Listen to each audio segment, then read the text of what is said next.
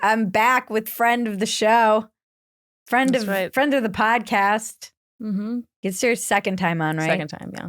How since the first time you came on the podcast, which was now many years ago, I feel like it might have been 2021. 2021, 2022. I don't know. I don't think it was 2022, was it?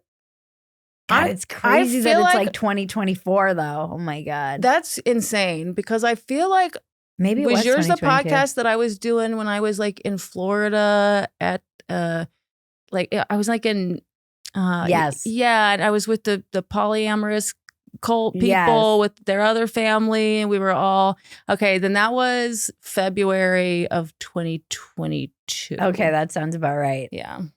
Yeah, you were kind of just beginning your journey of becoming a based lesbian. No, that's not exactly accurate. I've always been a based No, lesbian. I mean you've always been a based lesbian, but I feel like you were in transition. Yeah, so I was transitioning. Well, How would you describe it? okay, for a long time, I have been paying attention to the, kind of gender dynamics and like what we were doing with that in the gay world and the LGBT, et cetera, world. And I've always known, first of all, I'm like a devil's advocate kind of person. Yeah. And so I'm always questioning things. And so even back in the day when it was like, when I was like in high school and we were all debating gay marriage and everything like that, people kept saying, well, we're born this way, so you have to give us the same rights as anybody else. And even then I was like, well, I don't know if we're born this way. I think things are a little more complicated than that. It depends on the culture you're in, how those genes are going to express and everything. So I've always been kind of like, I'm not just going to follow along with whatever the politically expedient narrative is that we're doing just to get I'm like, that's always going to there's going to be pitfalls if we lie in order to get what we want. And of course, like lying, it's like most people who are singing Lady Gaga years later, they do believe that we're born this way, but which is very strange, especially now that everything's so fluid and and malleable and whatever. But so I've always been like, I'm not just going to swallow the orthodoxy of whatever the gay community is saying. And when we were when we were saying that conservatives were being completely moronic to say that there could ever be a slippery slope dynamic, I was like, I don't know. I think if we change this major thing, things might start getting a little fuzzier about other stuff. I mean, none of us would have predicted what's happened with gender, but I was like, yeah, no, I think the poly thing, I was like, definitely the polygamy, polyamory, that stuff's gonna take off more if we do change. I feel like Camille Paglia did predict the slippery slope. I think a lot of us did. I think a lot of us were like, yeah, it's gonna, if you put things on a direction, things will continue going in a direction. So by the time, like the trans stuff was always something I was kind of like aware of by college. I started meeting people who identified as trans and who had transitioned hormonally. I'd met a little bit like at gay groups and would just have interesting conversations with them. But I was also having interesting conversations with people who would tell me that they were attracted to children and planned on moving to Mexico one day where they could live in a community of, you know what I mean? So it's like I was in like these gay groups had all kinds of stories in them, and I was like, all right. I had been raised Mormon, and here I am just like learning a lot about lots of different walks of life. Where'd you go to college? University of Texas at Dallas. Okay. And there was just like a gay group there that I joined. And there's a guy who, he'd been molested as a kid, and he thought that's probably why, that was his root of why he was attracted to kids. But he thought, the Greeks and the Romans and then there's cultures where you swallow semen in order to become a man and, that tribe. The maps. Well, yeah, the map tribe. No, but you know what I'm talking about. There's that tribe where the young boys suck the old guys' dicks because No. because they believe that semen is what makes you into a man. It's such a fucking porn. It's crazy, but there really is this like tribe that I think still does that. And yeah, so because some pedophile always sneaks his way into everything, and like it's like, oh, what makes you a man is sucking a big grown man's dick. Yeah. And so there's a whole tribe where they've got the boys sucking their dicks and everything. Anyway, so Catholicism. Yeah. Exactly. So, I don't know why this guy wouldn't just become a priest like everyone else, but he wanted to go live in Mexico where he could be free. And, there's places around the world where you can just do that. Anyway, that's such a tangent. But so I was talking to people, but there were also just what looked very clearly to be mentally deranged grown men wearing dresses, but not shaving their beards or various things like that. And not in the way, because like nowadays there's all this non-binary and people might just be doing it for the gram. People might be just, like a lock or some of the, that non-binary person who wears the condom hat in the Middle Ground. Do you ever watch Middle Ground? The Jubilee videos? Okay. No. There's a lot of these people who are like clearly very performatively non-binary, usually like dudes, right? Who are just wearing ridiculously femme outfits, but with their chest hair and shoulder hair everywhere and stuff like that going on. So it wasn't that, it was like just middle-aged men who were awkwardly wearing a dress. You know what I mean? And like you can tell, like they're weird in the head. Yeah. So there was a lot of that, and I just was kind of like, this is interesting. And then when I lived in Boston, I had this experience of like this trans woman coming to, a women's, it was just like a discussion group. It wasn't even like a book club. It was like this discussion group. And it was supposed to be like a female discussion group. And this is before any of the like trans war stuff at all. It wasn't even a thing. Like no one was thinking about whether trans people were admitted or not. And so this trans woman shows up, and it was just a matter of course that we would have her in, but she started hijacking every conversation to make it about trans stuff and how oppressed she was and how none of her kids talked to her. And so like 3 weeks in a row of that, and I just stopped going. And so like, my experiences were all kind of like, this is a weird community. Some of the younger people seemed, very genuinely like, dysphoric, and like I was happy for them. These older people all seemed unhinged to me. And that was just kind of, what I walked into it. When I moved to Austin, I started making friends with trans people. We had 3 trans women. Well, 3 trans women comedians here in Austin. And it was a fairly small scene in 2015. Yeah. But by the end of 2015, I had 3 trans women friends, and one of them became my best friend. And, she just had such a dark sense of humor. And it was also like, she would call a spade a spade. There was no like, we could talk about her, having been a boy and being male in various ways and whatever. And so it was just so refreshing to be able to just talk openly and honestly and joke around with someone who like, this is a crazy like lifestyle you got, it's a whole wild situation. I'm fascinated by it. And she and I just had we could be very candid about like really fucked up stuff. And we started this podcast called Gender Fluids together. And we did that for 6 or 7 years. I think you still had it. No? I think we were still at least doing it every now and then until, how long ago, Justin? A year? About a year ago, maybe? Okay, yeah. She quit. I think less than a year she officially quit. I think it was maybe, oh no, time goes by so fast. And, and then I've met more and more trans people and became friends with them.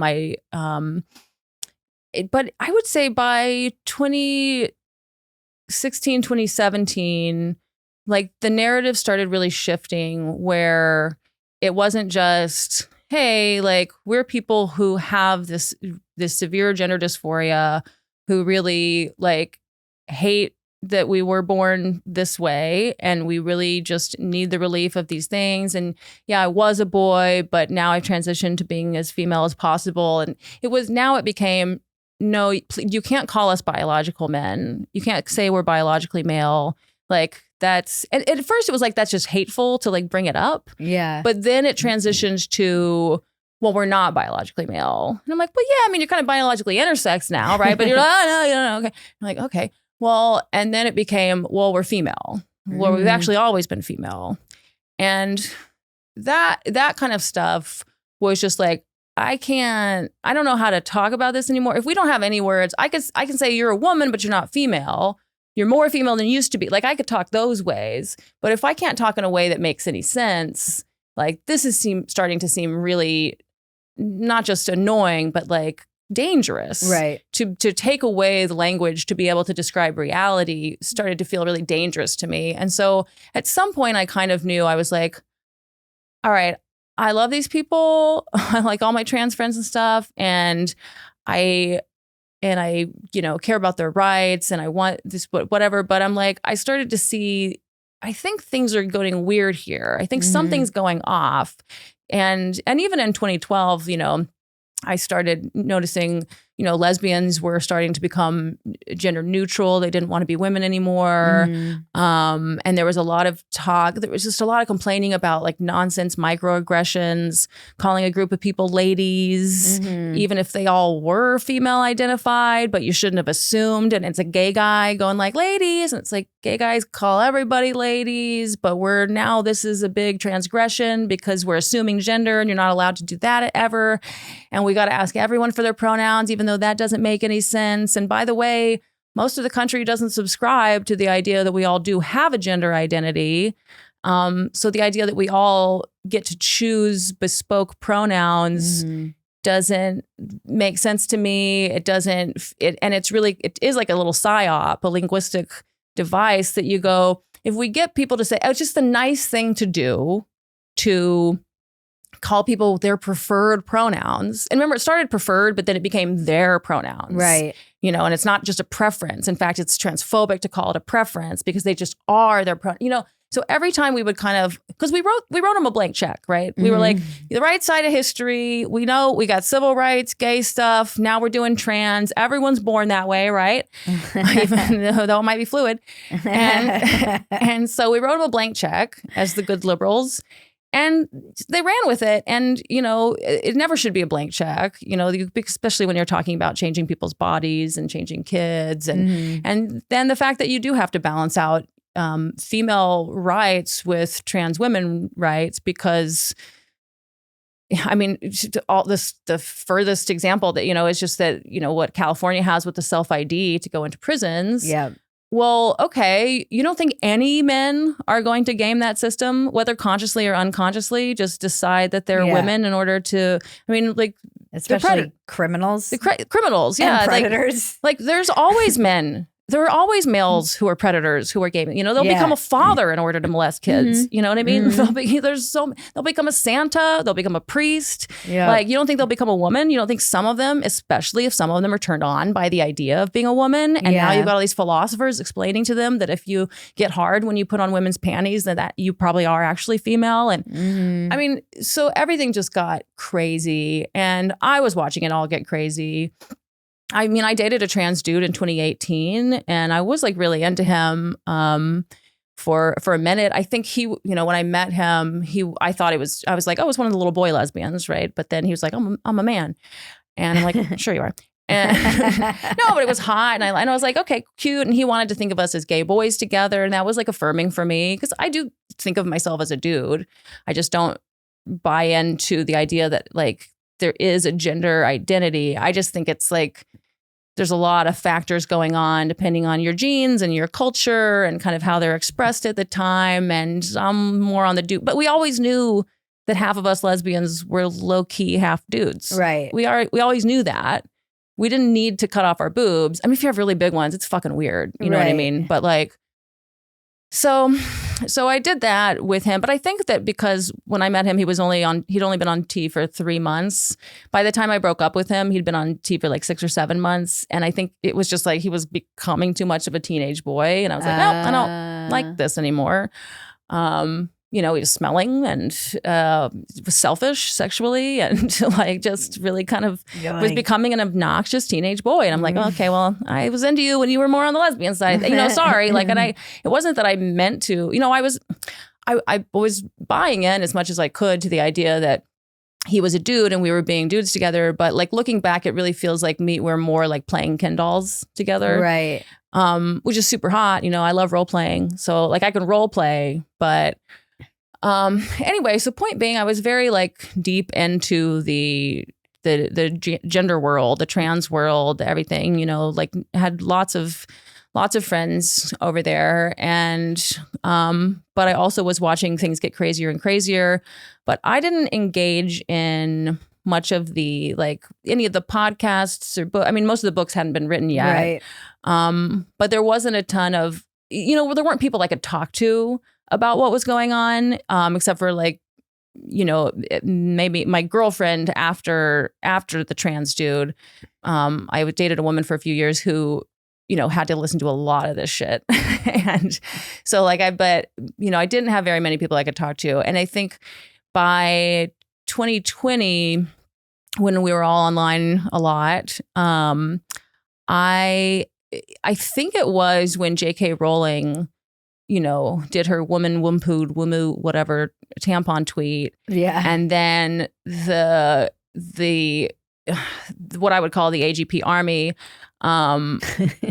just, you know, you need to choke to death on my big fat girl cock kind of stuff to her and all of that. I'm like, all right, well, they're really showing like, so, you know, people are showing some colors right now.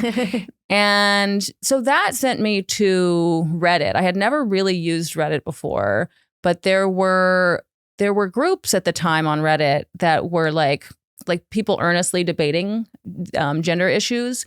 And I mean, some of them, so, you know, there's always like the gender critical or TERF side. Some of those people were mean, assholes, whatever. And then some of the trans rights activist people were all kinds of bastardly and whatever. But there were also lots of people on both sides who were like earnestly having these discussions. And there was one group in particular called like GC debates TRAs. And there were a few groups like that I really was like, I was like, oh, I love Reddit because as opposed to Twitter where you only have this many characters, right? And it kind of lends itself to these kind of bullshit gotcha quick things. Like on Reddit, we can all like type out our thoughts. And I feel like it's like people a little bit on the spectrum who were just having these nice, these like elaborate conversations about like sports and the nuances of things. And so I was really enjoying that and had found people that I could have like healthy like debates with. And but then Reddit, about 2 weeks after that, after the J.K. Rowling thing and me getting on Reddit shut down due to pressure. They shut down all of those groups. Oh, wow. So they did like this whole cleanse, this whole purge. I didn't realize they shut those down. They shut them down. And so everything like, and I had saved a lot of discussions that I wanted to reference later, you know, just me talking to some 17-year-old trans chick who's like a little autistic clearly. And I'm a little autistic, I think. And we're just, you know, having these, and everything was gone. Everything was gone. Everything was memory hold or whatever. And so wild. And so I got off Reddit. I stopped. I mean, now I use it the same way most people do. You just look something up every now and then, but I stopped using it. But that's when I kind of got into well, I'm not even sure if that happened first or if right before that, a coworker of mine, because I know this also happened in 2020, we would have discussions and like really open ones because I could see that we were kind of like-minded. And he suggested to me, I think it was Katie Herzog on Dark Horse, one of their earliest episodes. And he was like, I think you'd like this chick.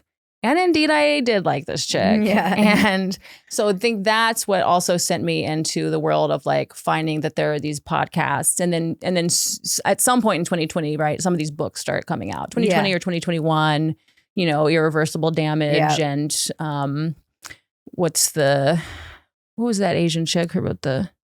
Deborah So. Remember hers? Yeah. Yeah. Also, Helen Joyce had the one that came out a little after.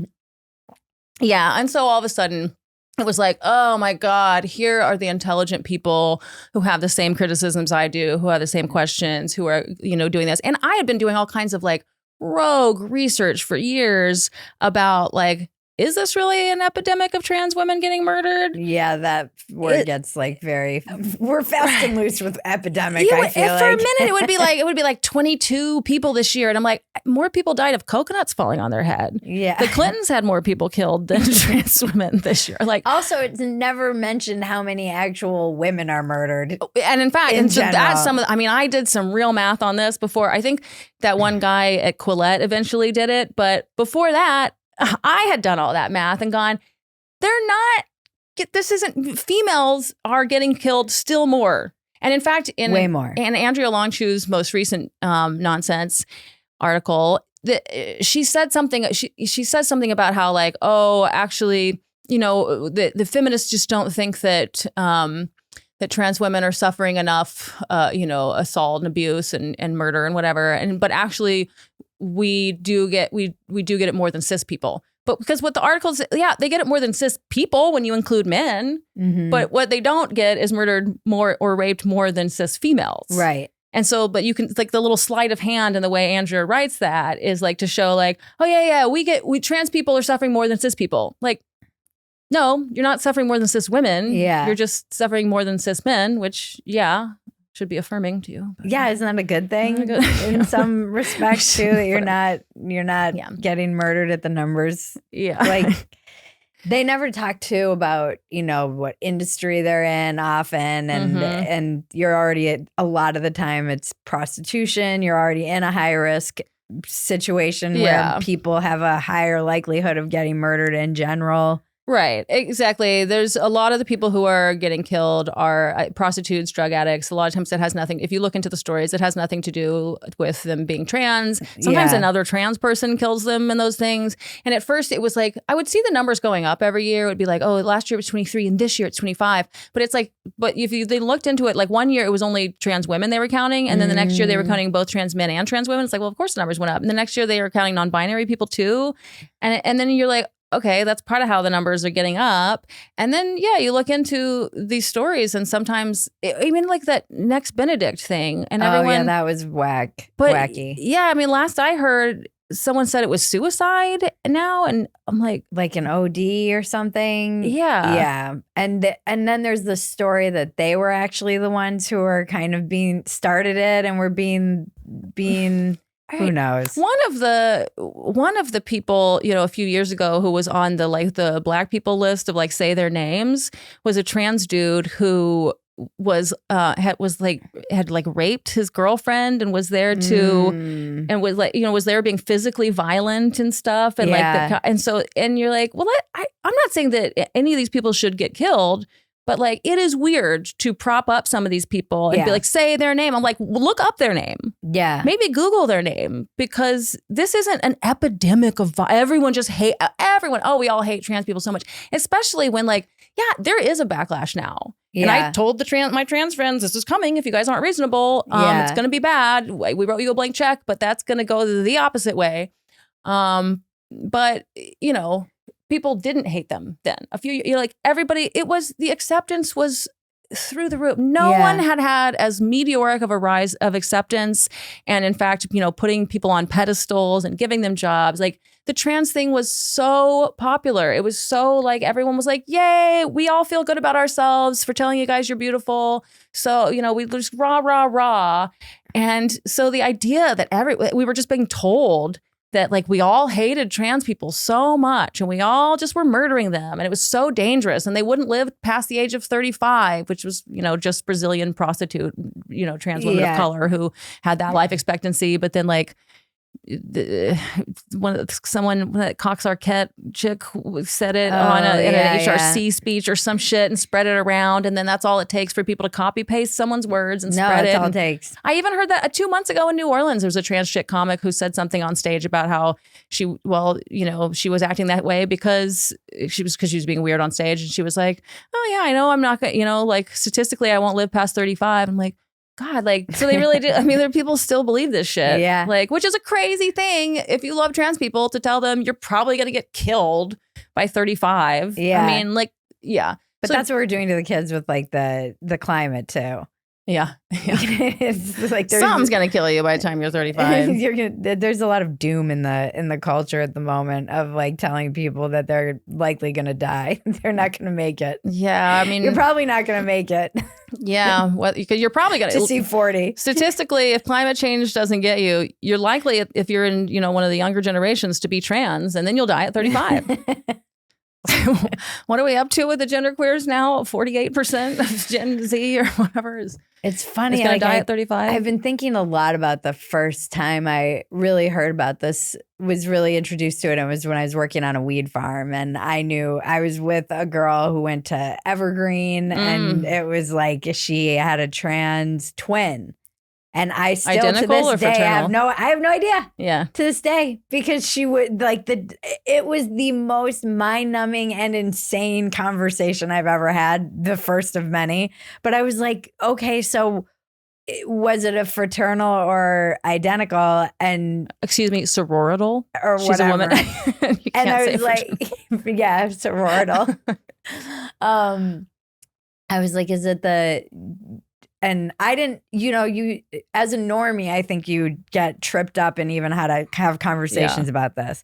Because you want to be like, is your twin a boy or a girl? Right. And I straight up, I think, did end up saying that. And she was like, well, they wouldn't want me to tell you what they're called. They don't identify as anything. And I'm like, well, they're agender? And I ended up saying something really bad where I was like, well, do they go by it? Because I just didn't know. That some people do. Now they do. But this was back in well, they have. There's always been some people who did. And you could have heard a pin drop in this. And if you had just known to say AFAB or AMAB, that's the way you can get away with it. You can ask about people's congenital genitals if you just use their lingo. I knew nothing, and I had this really good friend who is queer, and she's like, I'm not your queer Siri, because we were roommates, and she was great. But I was like, I knew none of this. I didn't know anything about queer theory. I didn't know. It was like my first exposure to it. Yeah. One of the people that we were, that there was someone was coming. It was like a who's on first conversation where one of the women was dating. It was the first they I had ever had any exposure to. And we were all living in this one house. And this woman kept saying, well, they're coming to stay and to work. And I'm like, how many people? And it's like, well, they're coming with their friend. I'm like, okay, but is he stay? It's like, how do you ask this question? Right. First of all, I'd like to know whether there's men or women coming over. I just want to know if we have enough fucking beds. Yeah. Like, that's all I'm trying to figure out right now. They're driving up with their friend. I'm like, okay, are they singular staying or are they plural staying here? That's all I'm trying to figure out. And it was just hilarious. I'm like, can you see how this would be confusing to the average person just trying to have a conversation? Yeah. Yeah. So, at some point I knew that I had to be really in the closet about my thoughts. I mean, partly on the Gender Fluids podcast, my friend Ava and I would, when the J.K. Rowling thing happened, I think it was like after she wrote the article a few days later.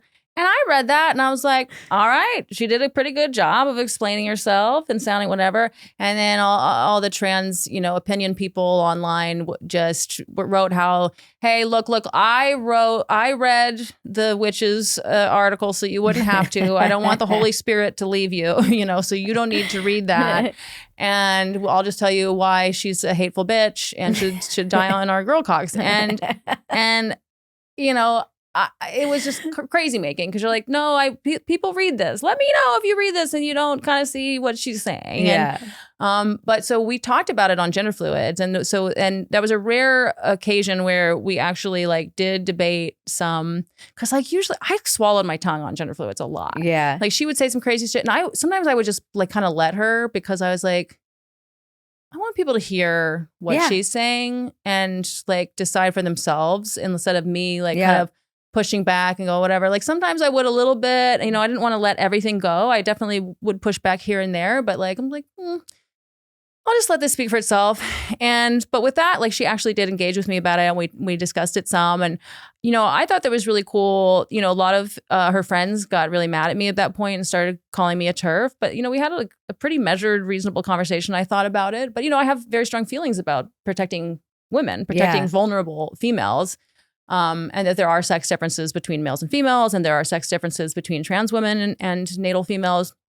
And and of course it's hard to even talk about it because you follow the rules. You're not even really allowed to point out, and then you have to say AFABs, which is again, like acceding a point that you don't necessarily agree with. I don't think we're assigned female. Yeah. A few decades ago, plus we were all assigned gendered expectations depending on our genitals. And I agree that should be, broken down. But, so definitely like, and I wanted Ava to like, I was hoping on gender fluids that we could, because we loved each other so much. I was hoping that we could sometimes have did these difficult discussions. I thought it was really cool to have two people who love each other, really intelligent people, one from, my perspective and one from her perspective, like to hash some of these things out that other people weren't talking about, that other people couldn't talk about it from a place of love.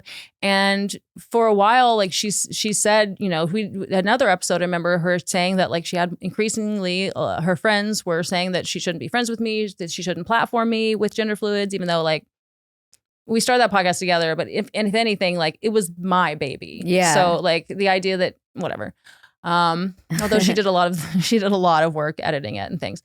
But it was my name.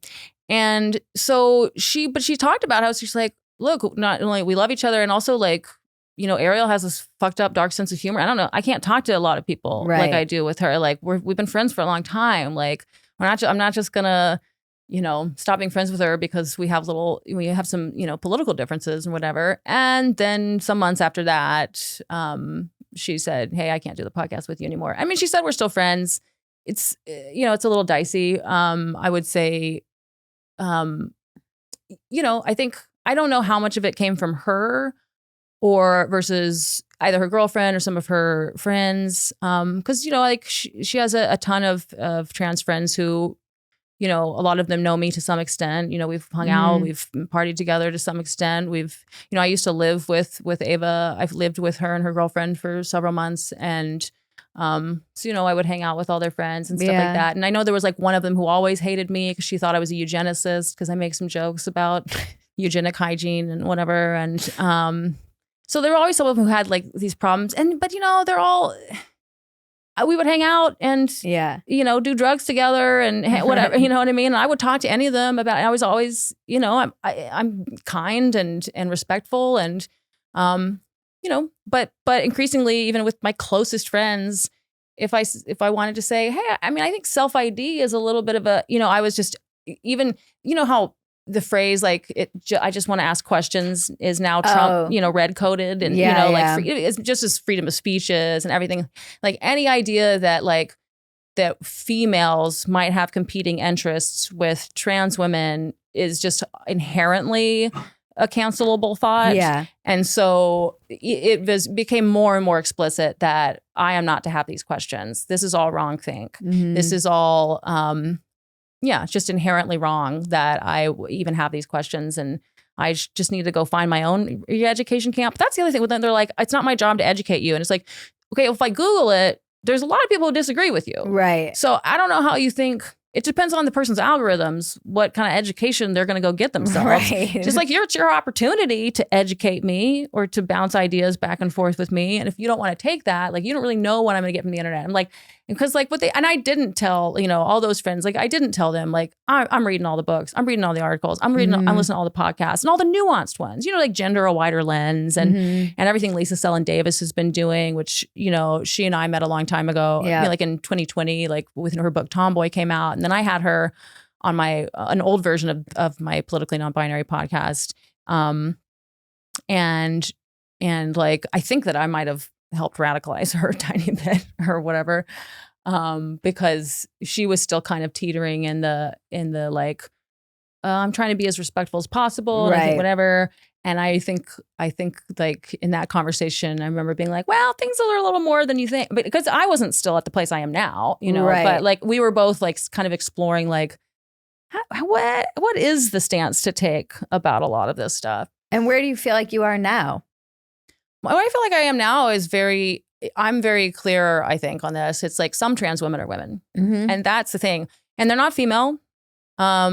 They're more female if you take hormones and things than they used to be. You essentially what's going on with all of the people who are doing HRT stuff is that they are making themselves into a form of what we would call an intersex condition. Right. And, you know, all power to adults who want to do that. For one reason or another, if you're an adult, I don't really care if you do have gender dysphoria or if you don't, you can do whatever you want to your body. But I think what's complicated about that is that some of the people who transition really do seem like the sex that they identify as, even outside of the hormone taking, but especially once they start taking the hormones and things, you can really see it more. But some of the people who are transitioning, it's complete nonsense. Like, and maybe it's just, you know, because they hate themselves as women, or maybe it's because they're turned on by the idea of being women, or there's all kinds of different motivations. A lot of autism. There's straight up a lot of spectruminess.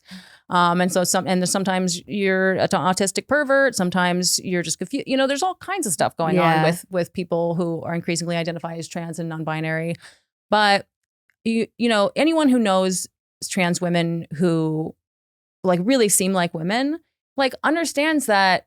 And sometimes that's the only people know. Yeah. You know, you've met a few and they're like, these are women and I see them as women and don't you dare say that they're not. If you only know those ones, I totally get why you think this is more black and white than it is. Right. But I know those women. I know I have a lot of friends, you know, comedy and otherwise, who do really seem like women to me. A lot of trans women who seem like women to me, and a few trans men who seem like men to me. And then I also know a ton of trans dudes who are lesbians who are kind of escaping something.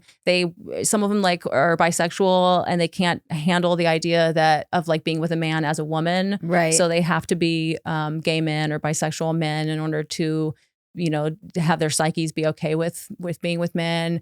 There's just a lot of that kind of, you know, a bunch of lesbians all become trans dude in a circle thing that, you know, I'm pretty. And then on the trans women side, I know a number of trans women who do not seem like women at all to me. And, you know, tend to identify as, you know, they'll call themselves lesbian maybe, but they're usually bisexual. But they want to date women primarily. And men are kind of more of just a sex thing for them. And so, you know, they are, and not only do I think they're autogynephiles in, you know, which if anyone who doesn't know, I'm sure they all do at this point, but it's, you know, you're turned on by the idea of being a woman. And so a lot of people, you know, and even pursuing the physical aspects of that is titillating for them. And they get to do it in public and all that. But, you know, you would get canceled for using the word autogynephilia for a long time. And then, you know, these trans women friends of mine would tell me, well, they've reclaimed autogynephilia. They call it AGP. So in their little trans discords, they're all like saying, yeah, we're AGP, you know, and they're like, ha ha ha, of course. And just like Andrea Longshoe said in her piece about unliking women, you know, she's like, well, it's not even that necessarily we all have gender dysphoria or that you should. Like, some of us just decided that being a man is gross and we don't want to be. And I've also heard that from some of these people. And so, like, okay, well, then it's not the same. There's the ones who had the gender dysphoria, who transition, who seem like women, and who, like, don't really raise my hackles as a man. And my girlfriend, who has had a lot of really negative experiences with men, you know, she's very sensitive to when there are men in the room. She doesn't really like to be around men at all if she can help it. Yeah. But especially if it's at a sex party or if it's, you know, some kind of space where she thought it was going to be only women, like, or she's going to be alone with someone. She's very, very particular. She will not be alone with a man. And there are, you know, some trans women that we know, because, like, you know, I've introduced her to a lot of my friends, and some of them, she's like, feels like a woman to me. Yeah. Totally. And then some of them, she's like, I would never be alone. I would please be careful around. Like, I don't want to even be around them very much at all. Yeah. Because it's particularly scary to her to have people who are presenting themselves as women who do not seem like women to her, that she's not sure if they're just completely pulling one over on everybody, if they really think that they're women or what it is. But like men who, it's like the men who think that they're good guys can be the most dangerous of all. Yeah. And so that's the thing. It's like, if I was going to do a in this house we believe thing, one of my things would say some trans women are women. And that's it. You can't just say like anybody who says that they're a woman should be just completely given the credence to that. Well, and also they're not female. Yeah. There's those two distinctions. Not everybody who says they're a woman is either sincere about it or right, even if they are sincere. And even if you are as sincere as you want to be, it doesn't mean that you don't have physical differences in terms of strength and speed and whatnot, and also in terms of sexual urges and this, that, or the other. Yeah. But from my experience, the trans women who do seem like women to me don't feel like predators in the way that like kind of all men or almost all men are predatory inside to some extent. Like some control it better than others, some it's, stronger than others, but men are kind of predators, Yeah, I don't know. I don't get that at all from like my husband. Yeah, he does seem like a nice little beta male. So. He's not beta though. Kidding. It's weird. He's just very I don't know. He's but I don't think he's common either. I feel like he's not the norm. Right. There's a huge variety. And that's why I'm like, it's true. Like a lot of men really, and depending on how you're raised as well. Yeah. And like there's genetic aspects and there's raising to it. But a lot of men like that, there is that potential, that testosterone, your balls are filling up. And the way that they experience sexual urges is different. I mean, there's a sense of urgency for men that is very different. And there's that thing of like, I just want to come. And then as soon as they come, they don't love you anymore kind of thing. Like there's very different dynamics that are happening with male and female sexuality. Yeah. But it does seem like some of the people, some trans women really do seem to have a sexuality that's more like women. Like if more female, even irrespective of the hormones that they've been taking. So there's all kinds of variety going on. But there's a lot of trans women who like, because they're younger and the schooling that people have been getting is the idea that males and females are pretty much the same. We're fungible and the only difference between us is our genitals and those don't really matter. And there's just enough women who think they're being feminist to be like, women are just as horny as men. It's like, all right, a few women are maybe hornier in some ways than some men, but like, it's like saying women are hairier than men because some women are hairier than some men. But like, no, if you're going to say that men are hairier than women, that doesn't mean that every single man is hairier than every single woman. It means we've got a distribution thing going on and men are way further on that side of things. And so some of these trans women, some of these people, these young people in general have been confused into thinking that there's not that big of a deal. You can just identify as a woman and take some hormones and it's like, no, like, we really are different. We do think differently. We commute. I mean, I don't want to get too crazy into the like female brain, male brain, but it's not that like, oh, we're so different. It's like hormones change the way you think and the way your urges are. But it's so illogical too, because if there wasn't this huge difference, why would you transition? Why would you need to take a bunch of hormones? Right. And like pump yourself up with all kinds of things And some people think it's just aesthetic or they act like it is. And that's the craziest thing to me, to the idea that like hormones is all just about looking one way. Yeah. And the same thing with like the genital surgeries. And it's like, no, we have mind-body systems. We are mind-body systems. Yes, hormones change things physically. They change the way you sound if you're a trans man. They change your hair and your fat distribution and things. But they also change your brain.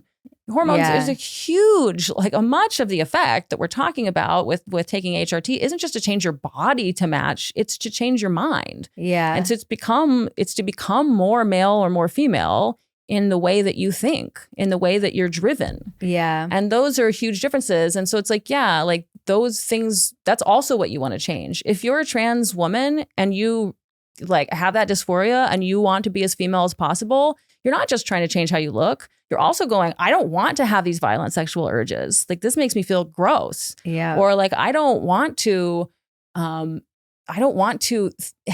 that kind of hierarchical thinking or I don't know the differences between men and women all complete, you know what I mean? Yeah. But there are these ways that men and women get that, and it's not just the physical, it's also how you smell, Yeah. right? It's how you communicate, all that kind of stuff is influenced by hormones. And some of it you can change with transition, and some of it is pretty internal. And if you're not already a certain kind of way, like if you've already masculinized, if you've already gone through male puberty, male masculinization, then you've had all kinds of thoughts and fucked up feeling and a certain kind of attitude toward women that can come about when you have testosterone raging through you. And you can never fully put that back in the bottle. You see that with sorry to interrupt, like all these images of men dressed up like women screaming at women. Right. You're like, just optically, this seems bad. Right. Like just from a PR perspective, I'm not an expert in any of this. Well, and in some ways, we don't know how much is genetic versus socialization, right? So there's a big thing about were you socialized as a daughter or socialized as a son? Were you socialized as a boy or a girl? Because some of it could be that you're also taught, as a man, that your opinion matters. You should be loud, stand up for yourself, go for it. Resorting to physical violence might be appropriate. Girl bosses. Yeah, girl bosses. Yeah, we should just look up to them, right? And so, yeah, you don't, it's hard. You might not even realize. The bosses are the old bosses. You what? The new girl bosses are the old bosses. Yeah, just rebrand. Yeah. Yeah, no, it's weird.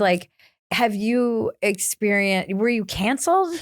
I mean, yes, in a kind of more local way, or I've always for a couple of years now, I've sometimes put out videos on Instagram or TikTok where some people will get quite mad at me, tell me that I'm kicked out of the queer community. I've been told I've been kicked out of the queer community a lot, and I think that was already happening when we recorded the first podcast. But at this point, there are lots of people who've blocked me. There are people who won't book me on shows.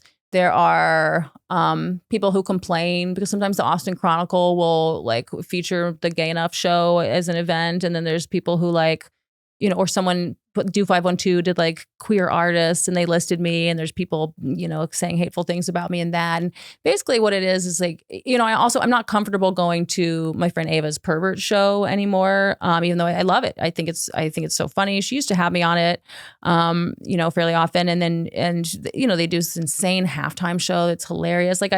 But the problem is, I know, even if Ava would be kind to me, I know a lot of her friends, even the last time that I went before she canceled Gender Fluids, the last time I went, I'm getting dirty looks from people. And I know that if I go to even any kind of gay or queer event in Austin, there's a huge likelihood that at least some of the people there will hate me. And sometimes they say something about it. Usually they don't. But I know what's going on. There's a lot of weird social dynamics like that. So it's, there's not enough of me to cancel. There's not enough power from them. What I mean? And the times are changing a little. I would say in the last year or so, more people are starting to be honest and open about our criticisms and questions and debate and about this. And so they don't have that same kind of power they had. I mean, especially also just Twitter has changed and things there's not this ability for them to the blank check has ended. Yeah. And now more and more people are pushing back. And so it's not that's part of I was trying to kind of wait until I was always being more open and honest in some conversations with people. My stand up was starting to really question things, but in a way that I, that was still not let's tear all this down. It's kind of let's start poking around in this and and just having unorthodox thoughts. And so it's not that I was going, because I don't feel I'm not anti-trans and I'm not pro-trans. It's the same way I feel about abortion, where I'm well, shit's really nuanced. I think we should have a nuanced look at all this. Yeah.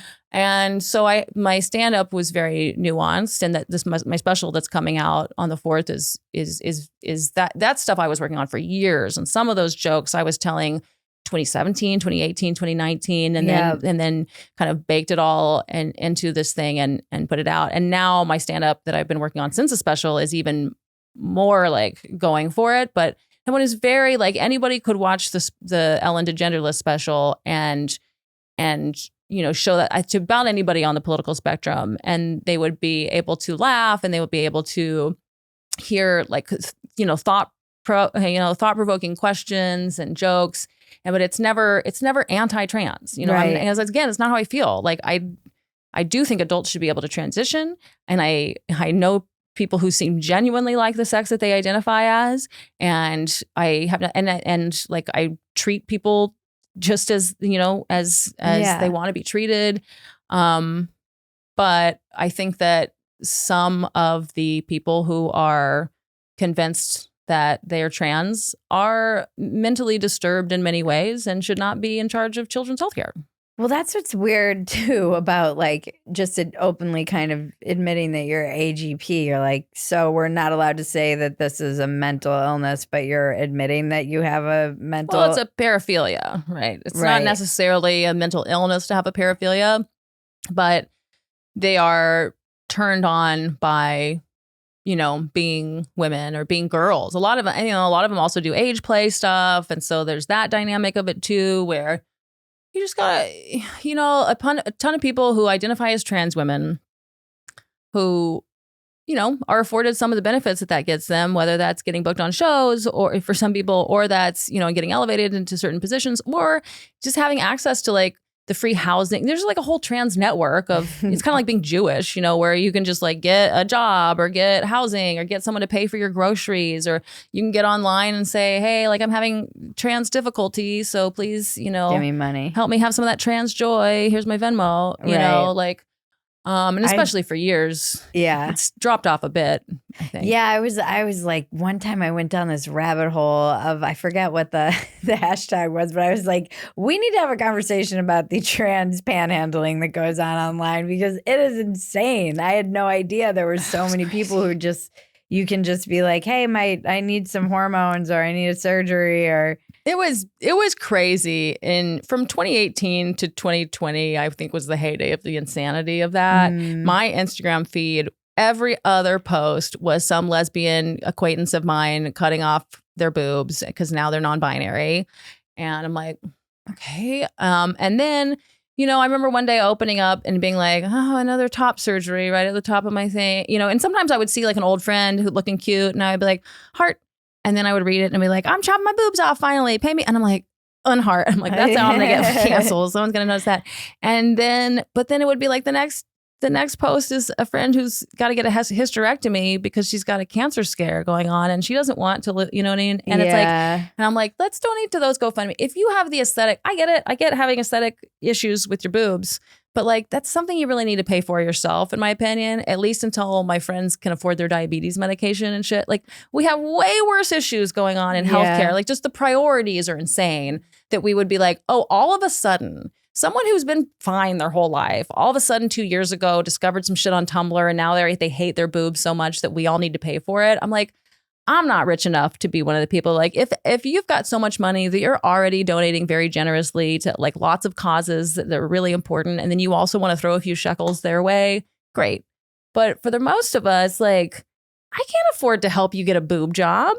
Yeah, and we're not helping people who are getting boobs cut off for like the cancer. Yeah, let's go with that first. Like, let's make sure we're, like prioritize. Like, it's crazy. And it really started to feel like a cult, because it's like, got all these people shaving their heads and cutting their boobs off, and there's a whole community kind of like pulling their money together, and you always got to speak away and feel away, and like there's all this lingo that they would all use, and if you didn't, and it's all just like, they sound like copy paste machines. It's like they all sound like kind of non-binary GPT kind of thing, where like, why do you all say the same things and whatnot? And I just they increasingly, and because I watched this with Ava too, like increasingly they all were in more and more of their own bubble and only talking to each other, because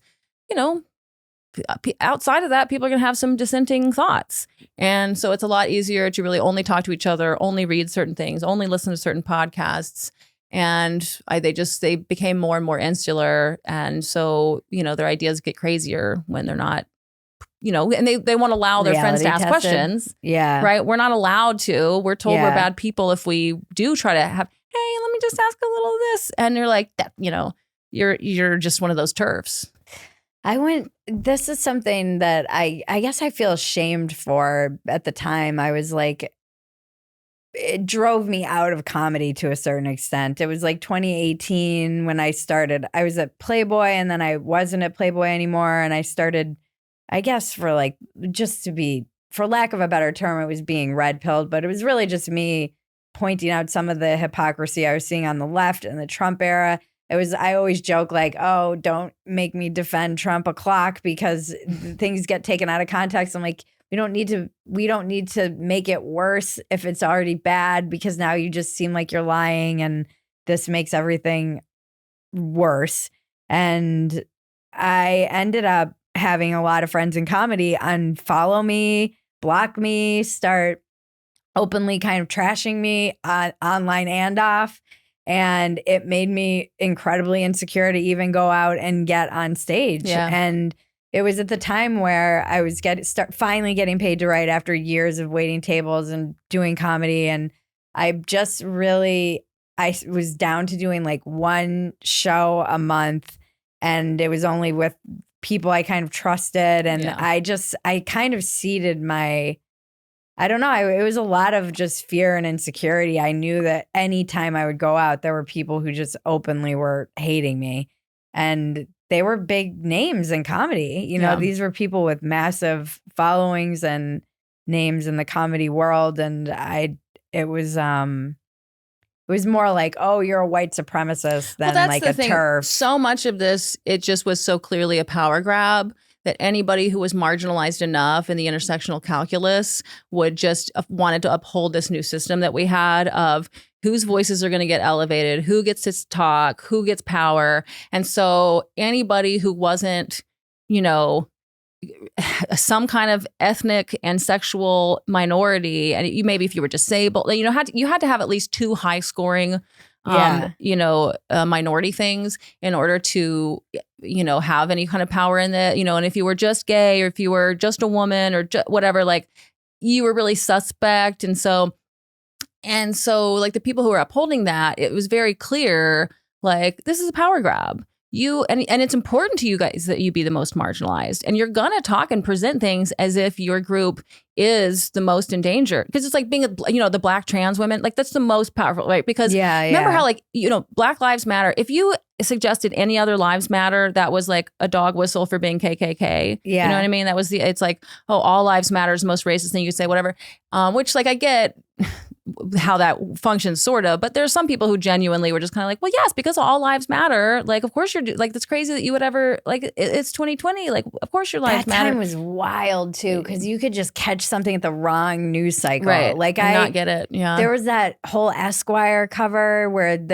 it was like they were doing like young teenage boys, and they were like, what's wrong with the teen boys or something, which I was like, good for Esquire for actually covering men and boys, because I felt like none of the male magazines were doing that. And the first one, it was Black History Month, but the first one was this white teenager. And then the entire internet piled on this white teenage kid.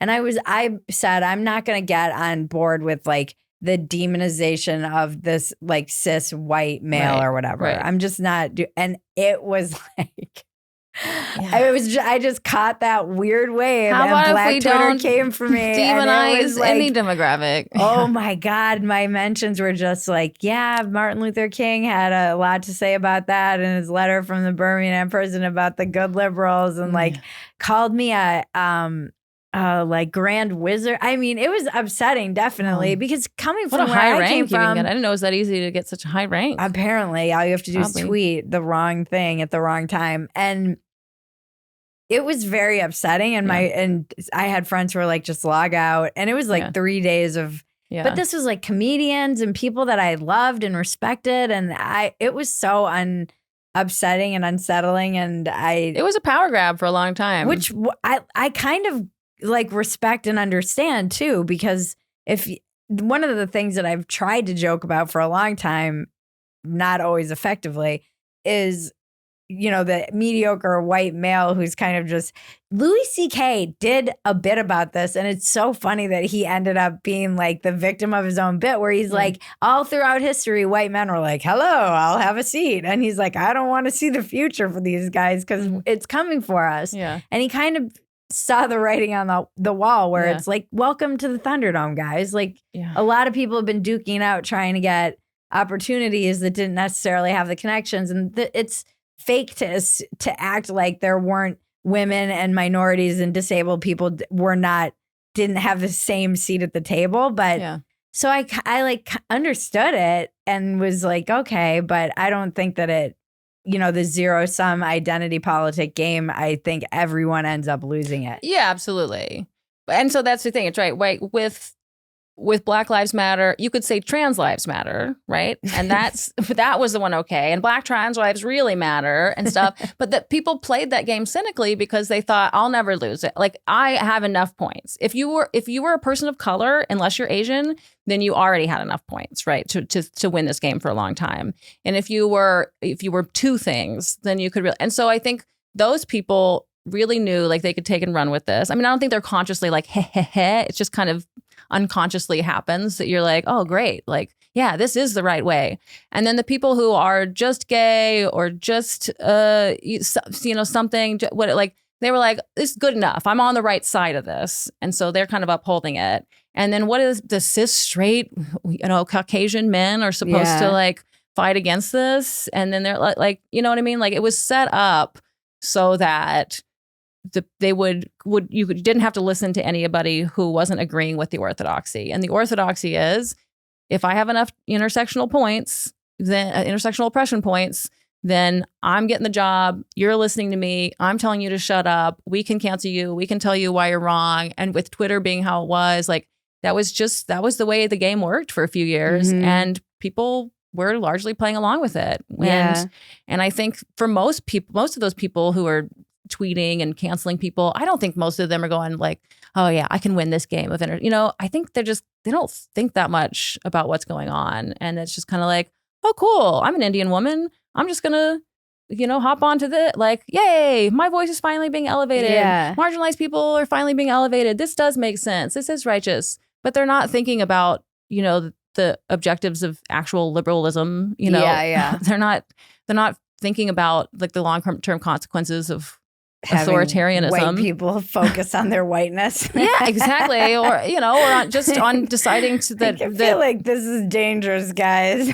Well, and exactly. It's kind of like when you tell people for long enough that they're racist, sexist, transphobic, whatever, they do become more racist, sexist, and transphobic. And when you tell people, like, I think my biggest problem with Black Lives Matter as the name of a movement is like you're setting the bar insultingly low. And you're basically telling people that they don't think that Black Lives Matter when you're saying that. And I'm like, what you're doing to a generation of people who, everyone kind of my age or a little older or any younger, your age or, you know what I mean? Like anybody honestly who's like 55 or younger, 65 or younger, unless they live in Mississippi, you know what I mean? Or like kind of have their bunker in Wyoming, like even most of us are really not being racist became so passé, so gross, so whatever. So and we all have friends of and so like this idea when you're telling people like you don't even think Black Lives Matter is how that comes off, and you're like, so like, some of those people don't anymore. Because they've been so abused by this. Yeah, it was such a weird time too. Like I always joke about how you get these emails and it was like, we here at whatever brand like believe Black Lives. I'm like, well, I didn't think you didn't until now, and now I'm wondering. Fucking weird, yeah. And it's such a weird revisionist history. And these poor kids, the poor young people have they really think that we live in it's been such a racist society this whole time. I'm like, okay, those of us who were around in the 90s and the early aughts remember how good things were getting. And not that everything was perfect, but everything was going in a nice place. Like people were joking around with each other. Like there was a totally different feeling. Interracial dating continues to be like hugely popular, whatever. Yeah. Like there's so many markers that you look at and even still you go objectively, like Black people are doing way better. The races are getting along. And it feels like Slavoj Žižek had this thing where he's talked about the fall of like when the Yugoslavia people, like the Balkan people were all, they were, when tensions started getting worse, like the first thing that went was the ethnic jokes. They all used to tell ethnic jokes about each other. Yeah. And it was one of those things that you do with your friends. Yeah. And then what he was like, that was the first thing. Once like the ethnic jokes went away and then the violence started. And I think that's really telling, where it's like, when you start telling people we all hate each other and we all have all this tension and things are really fucked up, and then we can't joke around anymore, and we can't, we're all, there's all these rules and all these pitfalls, then the tension increases.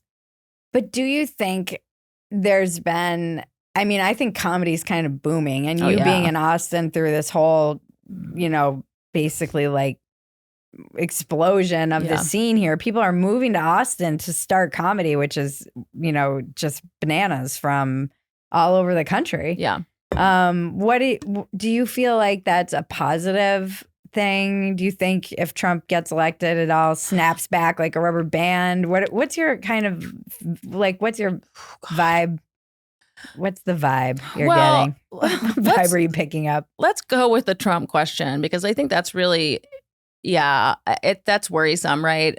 Everybody thinks, remember when everyone said Trump being elected was good for comedy? And then all the comedians were like, not really, because now the truth is so ridiculous that making fun of it's kind of weird and whatever. I mean, but I think that in terms of those of us who would prefer to be able to criticize the excesses of the left and dissect wokeness and whatever, I think it is better when the stupid Democrats are in power, because there's less of that, like, Trump's in power, you can't say anything critical of the left. Right. I mean, that was an insane time. I mean, and I think it was the wrong decision in 2016, 2017, when Trump had just gotten elected, when we were all told, no, don't criticize, the left, because we need to just criticize the right and tell them how bad and stupid and evil they are. And then we'll fix things. It's like, well, we've been doing that for a long time and it's not going well to tell people that they're deplorable. It's not really been the best tactic. So maybe we should figure out what's deplorable about us, clean that up, circle the wagons in that way. Yeah. And then, but so it feels like if Trump wins in 2024, that probably people will become really insufferable. And so in that way, like, I feel like it would be better for him not to win. But also, I really cannot stand the idea of Kamala Harris becoming the first female president, unelected and hated. One of the most despised women in politics, despised people in politics. Yeah. And so our first female president is this person cynically chosen because Biden was like, I'm going to pick a woman, and unspoken, it's going to be a person of color because it's 2020, And so this person who was just, that's the origin story, because Biden will die within a couple of years, So, I mean, there's no way. I mean, I don't know because every time he has to give a speech, say the union address, and they pump him full of those drugs, that's taken another 6 months off his life in the long term, so. And they end up wearing off, and he kind of descends into like yelling, angry old man. Yeah. And I honestly, I mean, I think from what I know about politics, what I try to keep up with and learn, it seems like Biden and Trump administrations are both a mixed bag in terms of policy. Mm-hmm. I think some of the things are good and bad on either side. Some of the people and their cabinets are insane and you know what I mean? It's like, it's really complicated. And I'm more concerned with Congress personally than I am concerned with which of these people is in power. I mean, I still think RFK is a much better option than either of the two of those people. And that's who I'll be voting for unless something else happens. He seems like he has a lot of momentum. Yeah, in many ways. I mean, there's lots of people who still believe a lot of disinformation about him. And there's people with legitimate, criticisms of some of his, policies or thoughts. But it's also like, you don't have major criticisms of the other guys too. I'm not saying I agree with him on everything. Mm-hmm. I just agree with him on a lot more than I agree with Biden and Trump on. Plus, they're corpses. Biden's a corpse. Trump's whatever the fuck Trump is, and RFK is younger. I believe in his heart more. I believe in his intellect more. He's just so much more impressive to me as a person than either of those two. And he is critical of the establishment. And that's what people want. And people, you know, so much of the Trump thing is a fuck you to the establishment. It's a fuck you to giving us sort of charismatic and charming robot people who are just playing the politics game. And so we want authenticity. And RFK seems to have authenticity in spades, but is also more intelligent and good-hearted than Trump. And so to me, I'm like, you can have all the criticisms you want. I don't see a better option in November than RFK at this point. Yeah. I tried to get Dean Phillips into the Democratic primary and no one wanted to vote in the primaries. People still only like 5% of eligible voters voted in the primary, you know, which such a wild time. Crazy. So do you think the comedy scene here is going to kind of function as like a safe zone? A safe zone for comedy? Yeah. Yeah, I mean, you know, Austin comedy is more complicated than people realize. Because I moved here in 2015 and we had a really cool scene here. Yeah. And, you know, we have a lot of alumni who are on SNL now and touring with big names and doing great things and coming out with Netflix specials and things. So it was a great scene. And so there have always been people moving here to develop as a comedian, either, you know, brand new or they'd spent a couple years in Ohio or something and now they're here.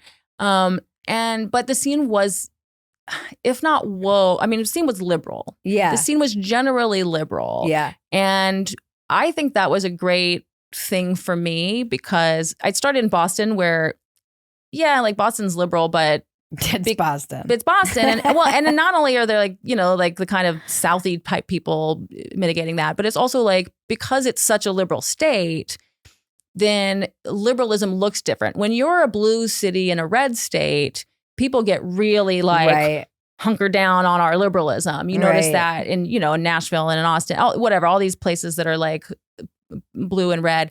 But when you're blue in what's thought of as blue, although for every state, it's like the cities are blue and the rest of it's red. But when you're thought of as a blue state, just because that's the way the generals go and stuff, then the liberalism isn't as frantic. And at least it wasn't then. You know, I started comedy there in 2014.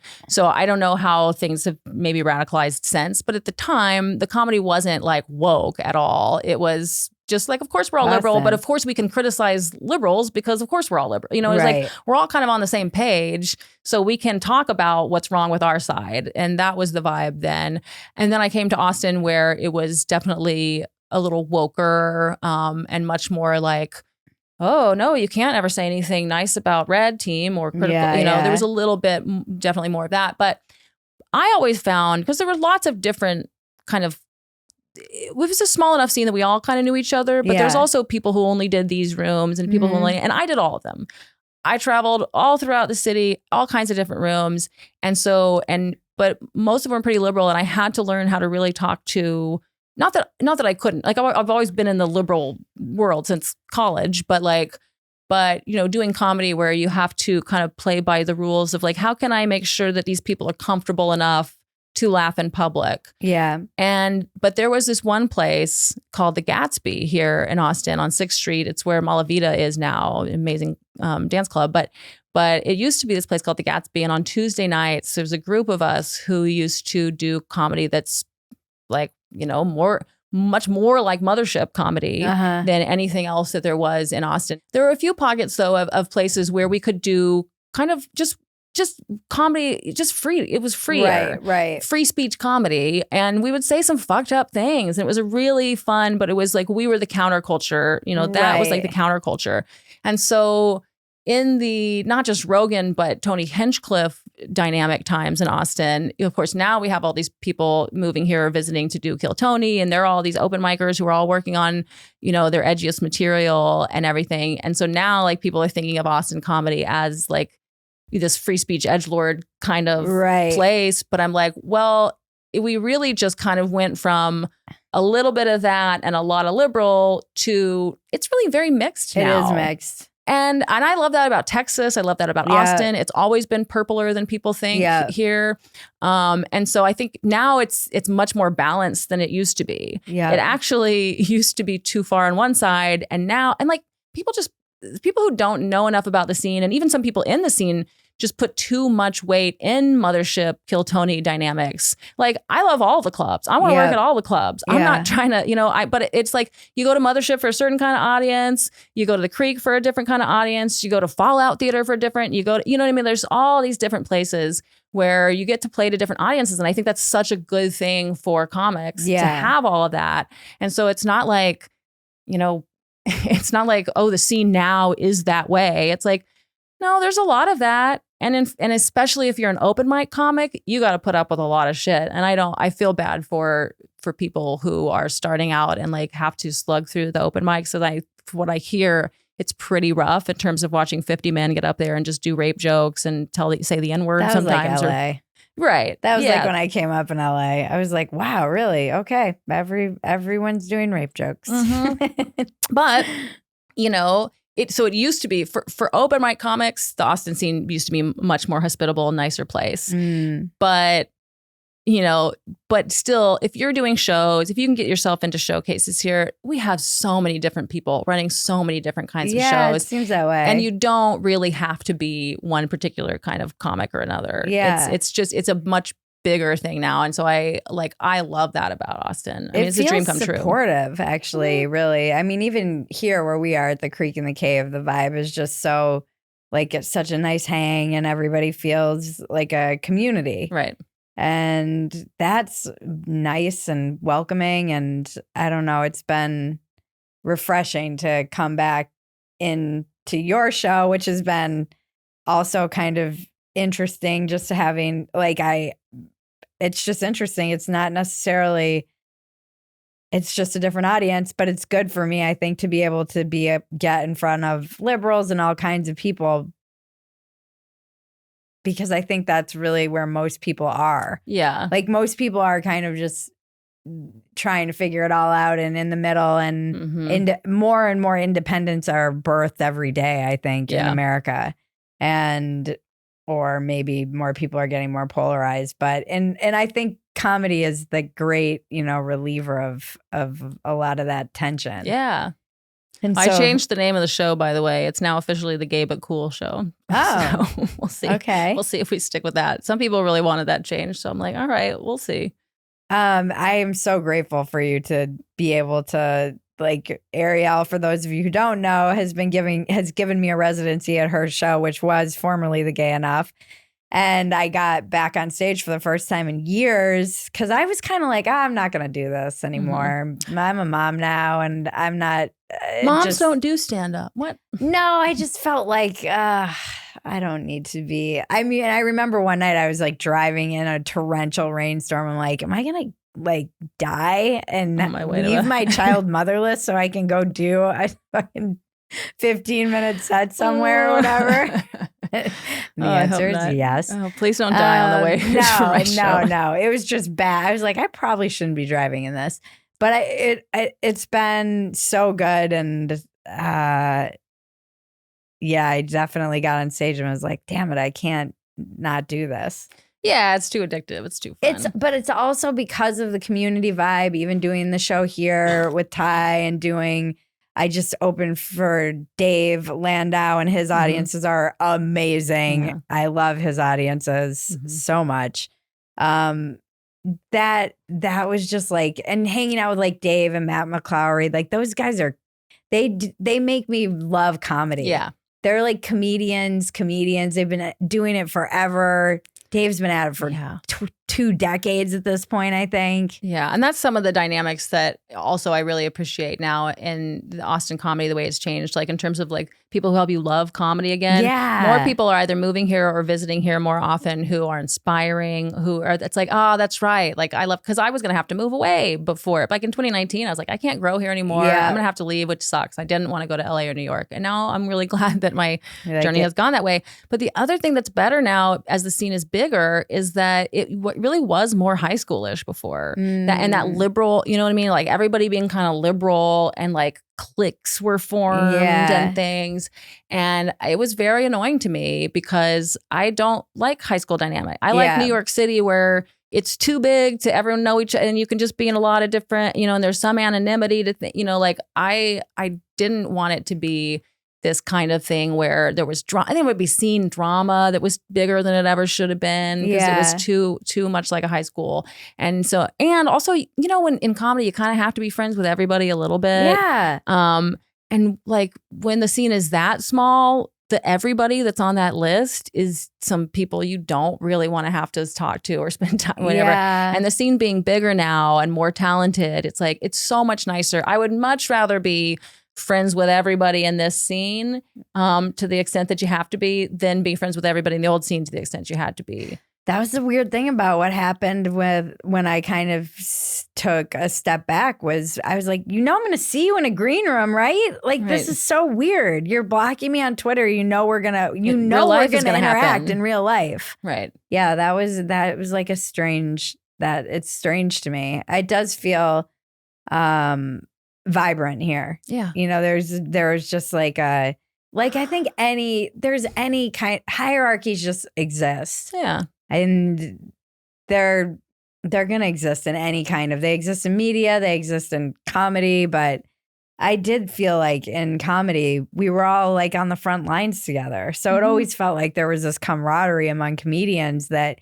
was I was upset that it was somewhat shattered by like those Trump years. So I'm like, we're all eating shit in fucking bar shows. Like, and we're supposed to be sleeping in cars and shit. Kind of dangerous truth telling people who are trying to like check out where the chinks in our thoughts are. And, you know, we're supposed to all be, it's like, you know, Chris Rock talked about, you know, there's shit I'm liberal about, there's shit I'm conservative about. You know, like all the people that inspired all of us, didn't they question everything? And weren't they all politically non-binary? Weren't they all questioners? And like the idea that then it became, maybe partly because of like Jon Stewart and stuff, like the idea of like, oh, that liberalism was or like the comedy was going to be a tool of liberal thought. And so like that's how we're gonna do this through comedy, and became more of a liberal. I don't know, but well, I think I've noticed I've been thinking a lot about this lately because of like the Christ is King trending every day, and I'm like, oh, this is the right that I remember. What? The Christ like is Christ is King. There's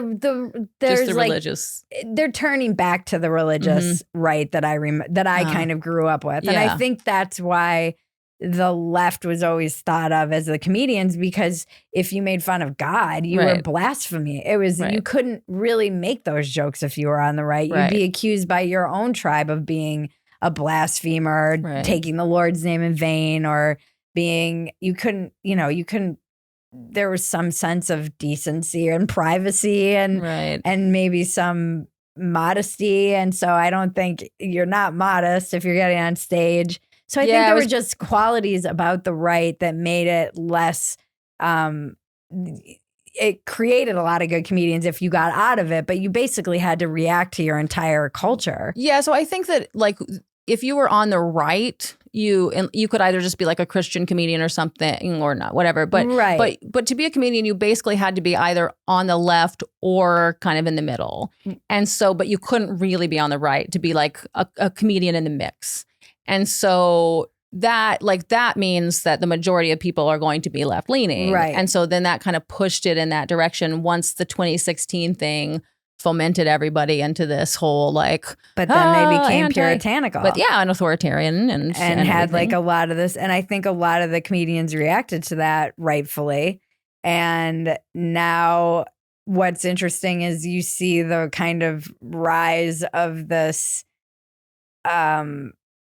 like the right had a minute where they probably could have captured so many people who were fleeing the left, and they were somewhat like they were opening their tent a lot more, and it feels like that moment passed. No, yeah. If enough Republicans had stood up and said, hey, we just want to be the common sense party. We're not hateful anymore. We're not like religious zealots anymore. We just really care about the economy, and we care about, you know, some freedoms. We don't want the government to be too big. Like that would have been so popular if they could have gotten their shit together. But either party, right? If either party could ever get their shit together to not be insane, then they could win. But they're so, you know, in the thrall of the craziest people, the people who vote in the primaries and everything. The people who really get out to vote are the people on the fringes. And so the parties are both, just pandering to the craziest people. Weirdly, Trump is like a little bit more center. Yeah. He's pretty moderate on abortion. Right. He's pretty he's weirdly center even for the right. Yeah. So it's strange because the right is in disarray right now. The left is in disarray. And it does seem like there's some, and it's funny to see like all the comedians do seem to rally around RFK. He has like a big fundraiser coming up with a bunch of comedians. Good. It seems like he's got the comedy vote. So well, his episode with his wife Cheryl on Tim Dillon's podcast was so good. Like, I haven't heard it. You should. I recommend that to anybody because it's such an entertaining listen to. You got Tim doing his thing and Cheryl too. And Cheryl's so lovable too that I'm like, and he like makes if you were on the fence about RFK, like she makes him such a more sympathetic character. And like but he's just so like articulate about all of these things that you're like, that sounds like a statesman. That sounds like someone who understands what's going on with the world and cares about it in that kind of Kennedy way. Like, the young people also maybe don't have as much of a relationship to what Jack and Bobby sounded like and like how beautiful those people were, especially Bobby, especially RFK's dad. I mean, truly, he was such a good man. Like, it really seems like he was the real deal. And that's why he got killed, And so, and the other thing, people are like, well, RFK is just going to get killed. Like, I don't want to say good, but it's like, well, maybe people will wake the fuck up to how corrupt our government really is. If they actually kill him, if they kill another Kennedy, like I think at least people will figure it out if they do it. Like that one's going to be a hard one. Another Kennedy. Oh, well, I'm just so love that I get to see you all the time. Yeah, me too. And I'm glad that it's like been a crazy couple of years and it seems like you've come out more, I don't know, like you seem more self-assured. Yeah. Yeah, settled. I think for a long time I really was in the closet about like over the years it did transition from me like kind of carefully watching what was going on and having questions and thoughts to having real concerns to being sure about my opinion. I wanted to make sure I really understood the kids' health thing before I really ever can, you know what I mean? But it's like, we have more and more data now. We have, I have talked to so many people. I have listened to, I talk to people in person. I listen to every different kind of podcast. I read every different kind of book. I don't just read Irreversible Damn, I also read all the memoirs from all the, I'm like autistic about this gender shit. I'm so into it that like, I know everything. Like I met this, another trans chick comedian the other day. It was really funny chick, Alexa, who like, I would say stuff. She's like, you know about that? You know about that? I'm like, I know everything. Yeah. I know everything. So, Even down the rabbit hole. I've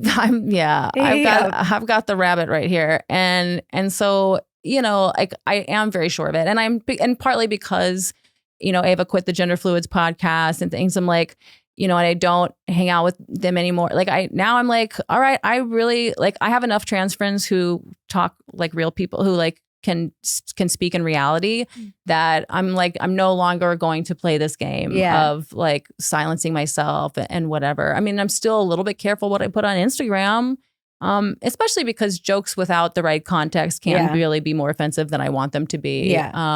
But I know how people are in real life when I talk to them and real audiences. Yeah. And it's like there's so many trans people, like people in that trans rights activist area who really still think they have a stranglehold on the culture. And I'm like, we just don't say it in front of you. Yeah. Everyone is lying to your face at this point. Yeah. People are not tapping. And there still are some especially women who are very like, trans women are female and that's it. And anyone who's there are still some of those, but increasingly most people in person in real life are like, yeah, there's some crazy shit going on with that. I don't know. We can't, we've taken the blank check back. We got to figure out how to rein this in. And so it is time. I just think it's so important for people like you and me and like most people who are normal about this to be out, to come out of the closet about how we feel, because we can't let everyone think that it's the way it's depicted on social media and corporate media. We have to have people understanding like most of us are sane and kind of in the middle on this. and things are nuanced, and it's okay to say those things, and you're not going to get canceled anymore if I'm Spartacus this, because most of us are Spartacus on this gender shit, and it's time. It's time. You're not going to lose your job anymore in most cases. And people will fight for you. You'll if you do get canceled, other people will pull you up if it comes to that. Yeah. So at this point, I think it's really time for everyone to be honest. I love that. What's your biggest defect of character? Oh God, that I talk too much. But I think that I have been repressing most of my emotions for several years now. So I think I've been numbing all the negative ones, and it also numbs the positive ones. It's that Brene Brown shit. I think I need to talk to my new somatic therapist about unlocking that. Yeah, because I do think I've made myself into a little bit of a steel case, Yeah. And it's partly with comedy, how it can hurt so much to stay up at night going over some tiny thing that happened in that set that you hate yourself for now. And I think partly with that, and partly I've lost a lot of people in my life, and there's a lot of grief and things that I've found it easier to just laugh at than to really process. So I think that's something that, and it's easier for me to just live in my analytical mind than in my body and feelings. And so I think that that's the biggest thing that I really need to unlock in order to evolve further as a person.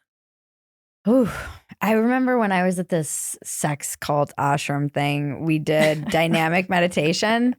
And it was one of the Osho techniques, but that shit is amazing. I sometimes think I want to do it again. It is talk about unlocking things that were stuck in my body that came where I was I kind of became a believer in that body keeps the score, just because things came up out of the blue from past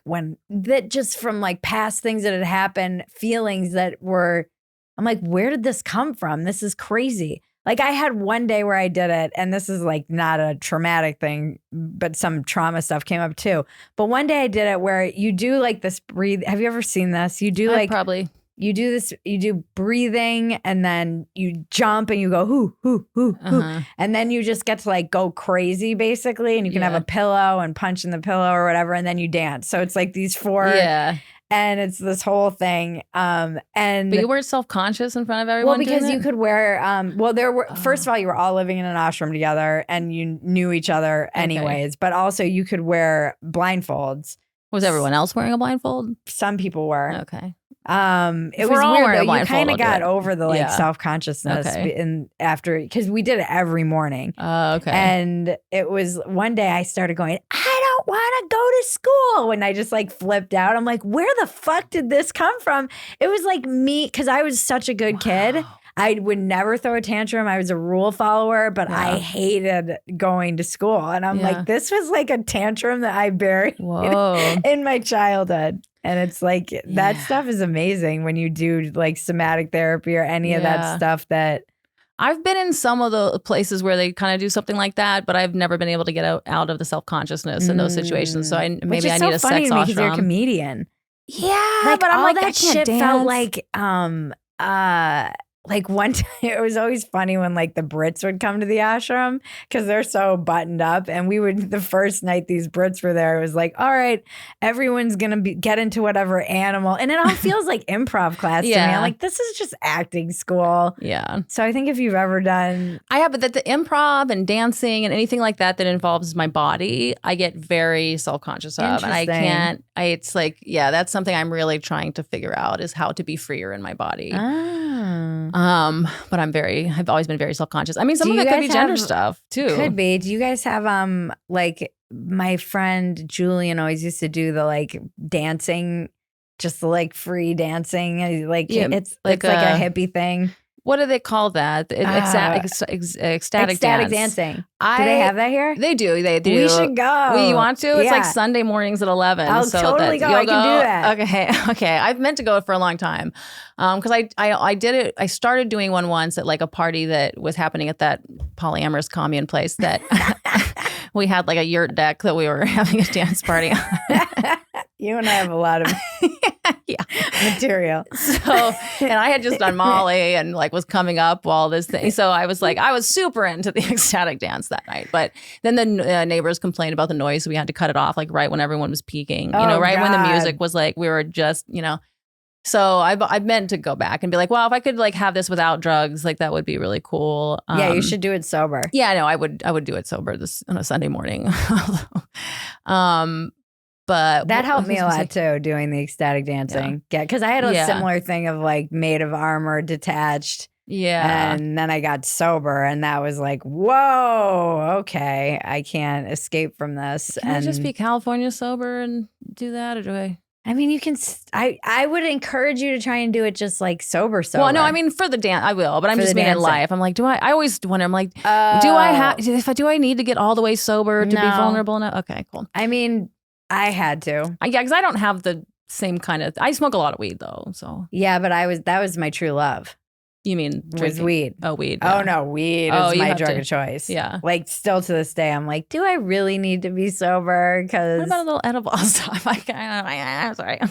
It's I've said it on Rogan. I'm like, it's like the fuzzy distance between me and life that it keeps me. I mean, the rage that came up when I quit smoking weed, I was shocked. That's what I'm wondering, is if maybe I have. It was like rage. I probably have rage. Yeah. So much rage. I had no idea. You should do a cleanse. I couldn't even sit I could not wait in traffic, wait in line. I was like, whoa, this was. Were you high throughout the day before? Oh, all day. Because I usually wait until night, usually. Okay. Yeah. So no, I was like wake and bake. Okay. You're I was going to say, though, like some bad. of these sex ashram cult places, even though it's like feels weird to be like appreciating there, a lot of them do have good therapeutic, like even Heaven's Gate had great guided meditations. People don't know. It wasn't until went into the whole let's kill ourselves thing that it was a problem, because they had theological issue that they had to square. But before that, like a lot of these places really do have a lot of positive things going on. It's just that, I mean, there was definitely a dark side of this place that came out after the fact that I could always. Well, if there's a man sense. in charge of a sex cult, it tends to go wrong. It's just a lot. I've watched a lot of people lose their minds on ashrams, and I think there's a certain aspect of like hiding from. When you start traveling the world and you're out, and there at a certain point, it traveling in and of itself becomes an escape. Running away. Yeah, you're just, it's a lot of lost right. So then you got a souls. self-selection thing. Exactly. Yeah. Like the people who are going there and then they're all together feeding each other. Yeah. Whatever's going wrong. I do miss from one of the ashrams I went to, the Golden Silence, where they did 8 to 8. You couldn't talk. It was like, I mean, it was very tough. My friend and I would be writing each other notes like in high school, but there was something nice about that. You would basically, after dinner, you went into the Golden Silence, and then you had meditation and chanting and all this stuff, and then breakfast in silence, and then you were allowed to talk. Okay. I mean, I kind of like that. I tried to do just the other day. I was trying to get in touch with my emotions, and I was like, okay, I'm only going to either name emotions or speak in a different language. And I don't have I speak a little bit of a lot of languages. And so I'm like, all right, this is a good way for me to like shut the fuck up a little bit. But if I really need to communicate something, I'm like, necesito ayuda con ese, whatever, like. What's your biggest asset? I think that I truly care about making the world a better place in a way that's I really try not to be one of those people who's thinking they're making the world a better place, but is a road to hell paved with good intentions. I really try to think deeply about how we can improve the world, and I really have empathy for everybody. And I really I've always been someone who would notice if there was someone who was shy in a circle and go talk to them, or if someone was. I remember I used to work at Trader Joe's, and there was a woman with crazy burn scars, and everybody else was super uncomfortable ringing her up. And so I just told the person who's in her, I'm just just try to send her to me, because I'm fine. I really don't look down on people for whatever's going on. I look down on people who aren't funny, I guess, I do look down on like that kind of, where it's just intelligence based. Like I'm not discerning about people's qualities, but like I do believe that everybody is, except for rapists, everybody is like a valuable person with something to contribute, who's interesting, who deserves love and respect. And like I want us all to figure out like how we can make the world better. And I think that like if more people were focused on that and not just like being right or, these utopian ideals, like people have utopian ideals, but there's no path to get there. And they don't seem to worry about the shorter term consequences of their thing. All the trade-offs. Like I think about trade-offs so much. I guess that would be the thing is like, I'm always thinking about trade-offs.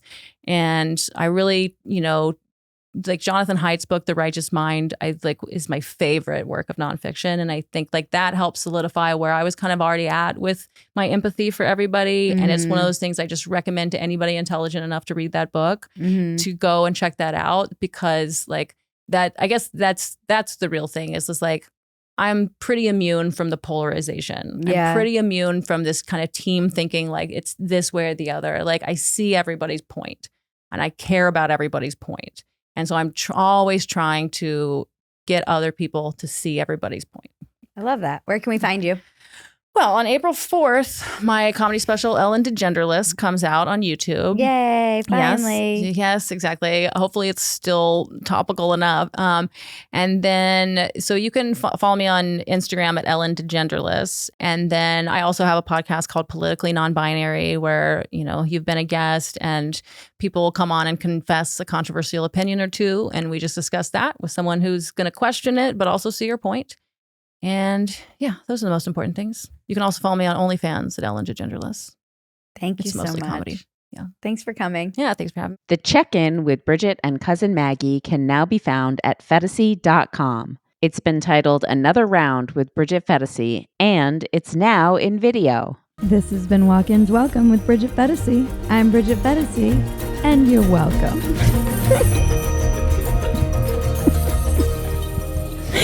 It's the dumbest line.